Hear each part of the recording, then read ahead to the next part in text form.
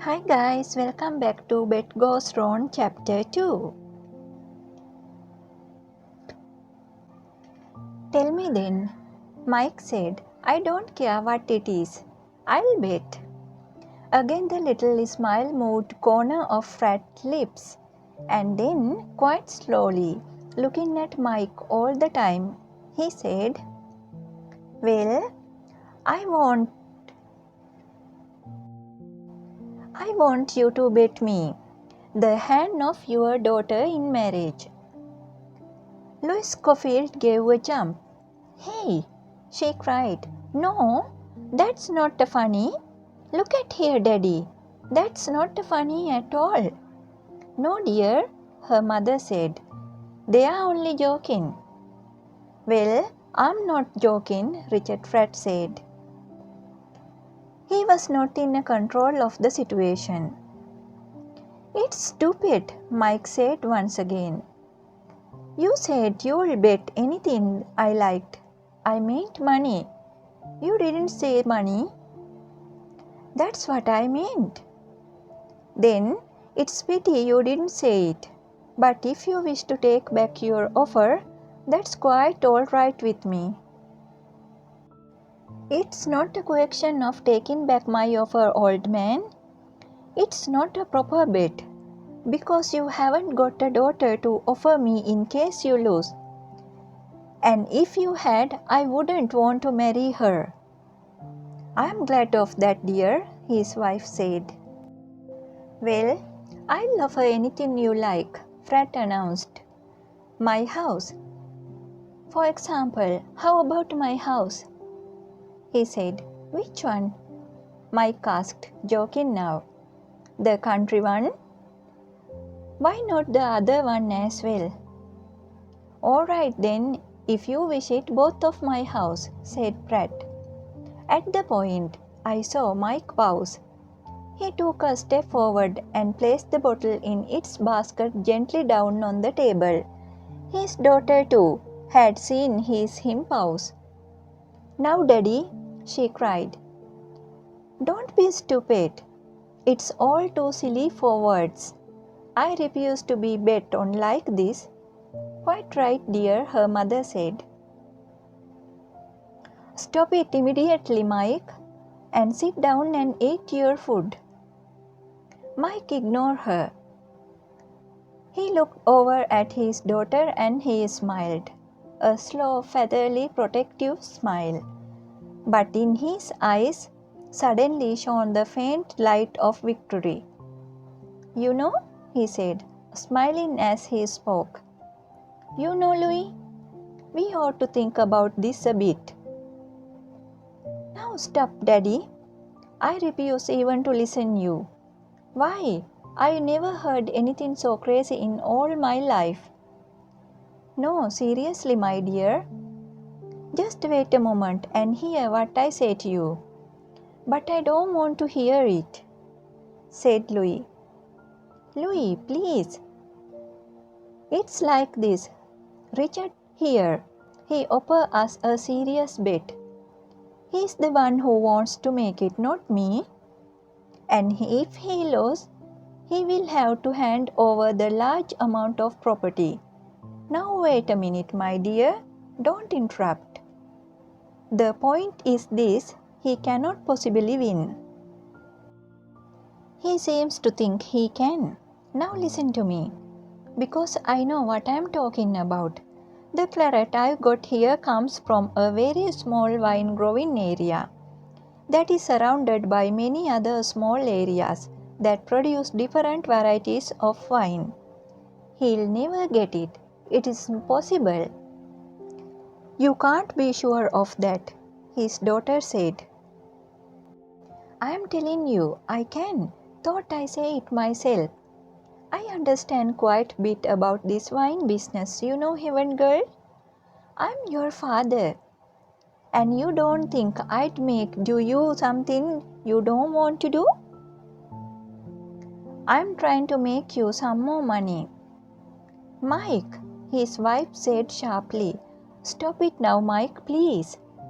Again he ignored her. "If you will take this bet," he said to his daughter, "in 10 minutes you'll be the owner of 2 large houses." "But I don't want 2 large houses, Daddy." "Then sell them. Sell them back to him immediately. I'll arrange of it." "My dear, you'll be rich.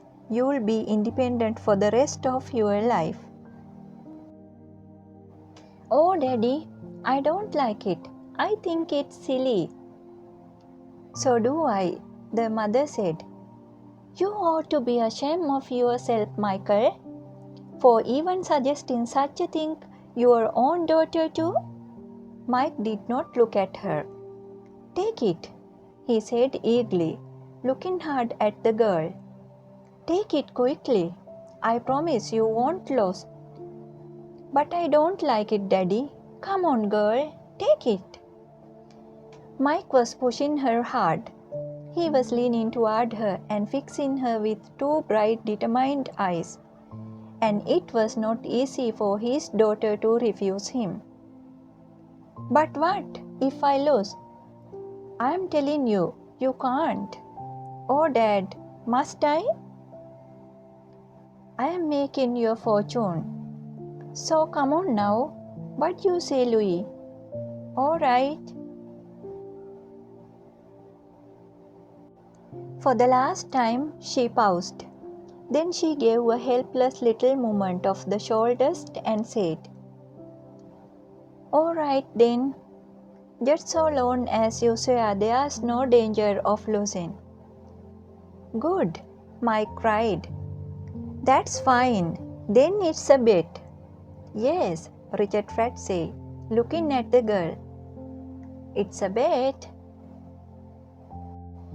Immediately, Mike picked up the wine and walked excitedly round the table, filling up everybody's glasses. Now everybody was watching Richard Pratt, watching his face as he reached slowly for his glass with his right hand and lifted to his nose. The man was about 50 years old, and he did not have a pleasant face. Somehow, it was all mouth and lips, the full, wet lips of the professional epicure. The lower lip hung down in the center, a permanently open taster's lip, like a keyhole. I thought, watching it, his mouth is like a large wet keyhole.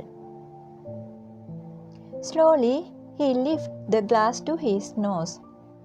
The point of his nose entered the glass and moved over the surface of the wine. He moved the wine gently around the glass. To smell it better, he closed his eyes, and now the whole top half of his body, the head, neck, and chest, seems to become a kind of large sensitive smelling machine. Mike, I noticed, was sitting back in his chair, trying to appear unconcerned, but he was watching every moment. Mrs. Scofield, the wife, sat upright at the other end of the table, looking straight ahead, her face tight with disapproval.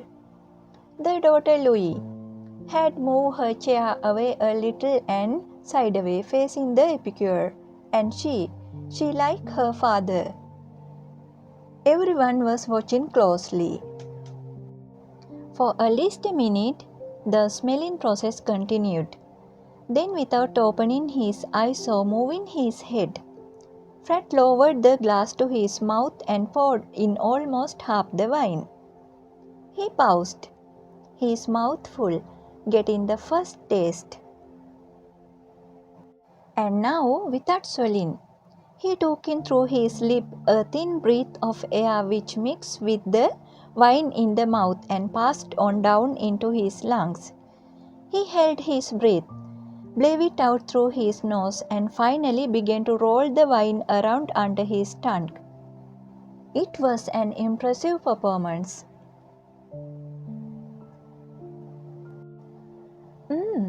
He said, putting down the glass, moving a pink tongue over his lips. He continued, Yes, A very interesting little vine. Gentle and graceful. We can start by saying, what is it? You will pardon me for doing this carefully. But there is much to lose. Usually, I would perhaps take a bit of chance, but this time, I must move carefully. Must I not? He looked up at Mike and he smiled a thick lip wet. Mike did not smile back. He began, which area of Bordeaux does the wine come from? That's not too difficult to guess. It is far too light to be from either Saint-Emilion or Graves. It's obviously Meadow. There is no doubt about that. Now, from which part of Meadow does it come? That should not be too difficult to decide. Margaux. No, it cannot be Margaux. Pauillac. It cannot be Pauillac either. It is too gentle for Pauillac. No. This is very gentle wine. Unmistakably, this is a Saint Julien. He leaned back in his chair and placed his fingers carefully together. I found myself waiting rather anxiously for him to go on. The girl Louis was lighting a cigarette. Fred heard the match strike and he turned on her, suddenly very angry. Please, he said, please don't do that. It's a terrible habit to smoke at table. She looked up at him, slowly and disrespectfully, still holding the burning match in one hand. She blew out the match, but continued to hold the unlighted cigarette in her fingers. I'm sorry, my dear, Fred said, but I simply cannot have smoking at table. She didn't look at him again. Now, let me see. Where are we? He said. Ah, yes. This wine is from Bordeaux, from Saint Julien, in the area of Meadow. So far, so good. But now we come to the more difficult part, the name of the producer. For in Saint Julien there are so many, and as our host rightly remarked, there is often not much difference between the wine of one and the wine of another. But we shall see. He picked up his glass and took another small drink. Yes, he said, sucking his lip. I was right. Now I am sure of it. It's from a very good year, from a great. In fact, that's better. Now we are closing in. Who are the wine producers in the area of Saint Julien? Again he paused. He took up his glass. Then I saw his tongue shoot out, pink and narrow, the end of it reaching into the wine, a horrible sight. When he lowered his glass, his eyes remained closed. Only his lips were moving, sliding over each other like two pieces of wet rubber. There it is again, he cried. Something in the middle taste. Yes, of course. Now I have it. The wine coming around Becherville. I remember now, the Becherville area, and the river and the little port. Could it actually be Becherville itself? No, I don't think so, not quite. But it is somewhere very close. Talbot. Could it be Talbot? Yes, it could. Wait a moment.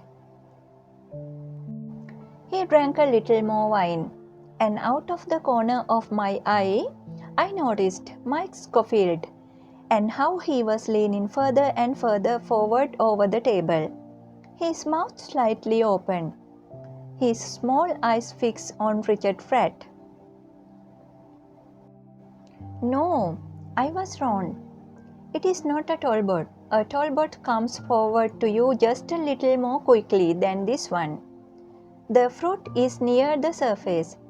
If it is a 34, which I believe it is, then it couldn't be a Talbot. Well, let me think. It is not a Becherel, and it is not a Talbot, but it is too close to both of them, so close, that it must be from somewhere almost in between now. Which could that be? He was silent, and we wait, watching his face. Everyone, even Mike's wife, was watching him now. I heard the servant put down the dish of vegetable on a table behind me, gently, so as not to break the silence. "Ah!"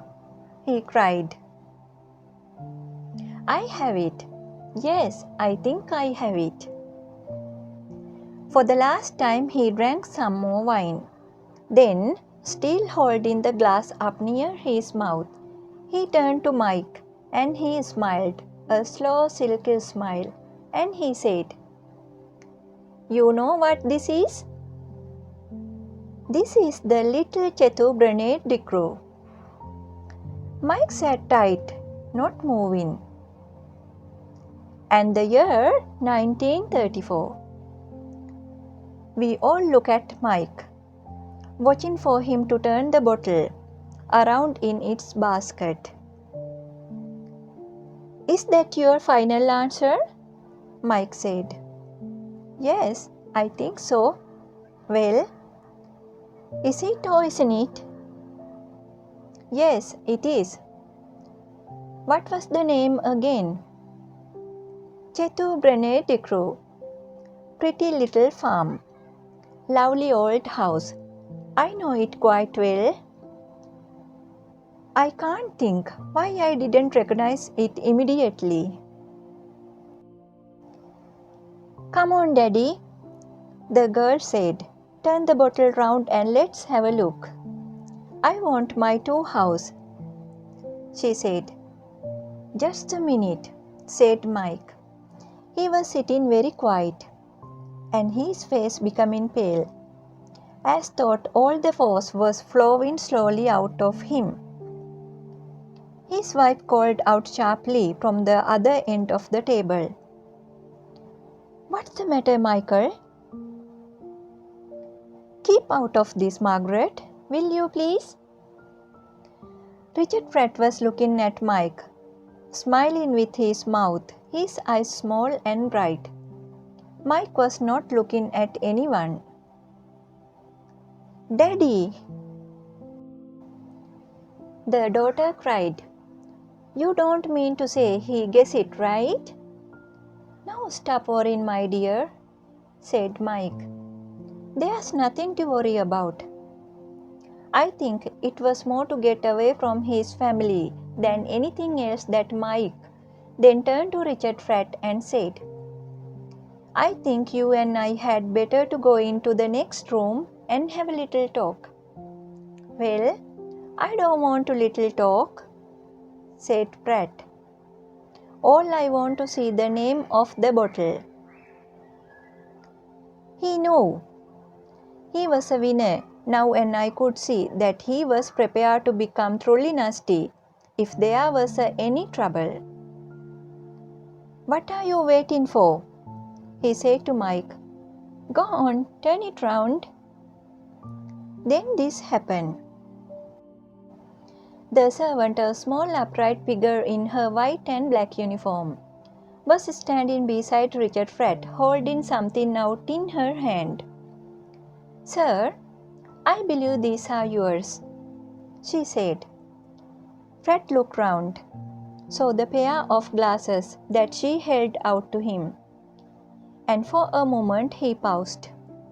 "Are they?" he asked. "Perhaps they are." "I don't know," he said. "Yes, sir, they are yours," the servant said. The servant was an old woman, near 70 than 60, a trust employee of the family for many years. She put glass down on the table beside him. Without thanking her, Fred picked them up and slipped them into his pocket. But the servant did not go away. She remained standing beside Richard Pratt, and there was something so unusual in her manner, and in the way she stood there, small, still, and upright, that I found myself watching her with a sudden anxiety. Her old grey face had a cold, determined look.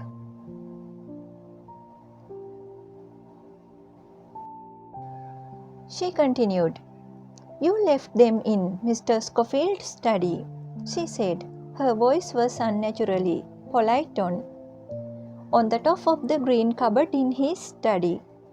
"When you happened to go in there by yourself before dinner," she said. It took a few moments for the full meaning of her words to be understood.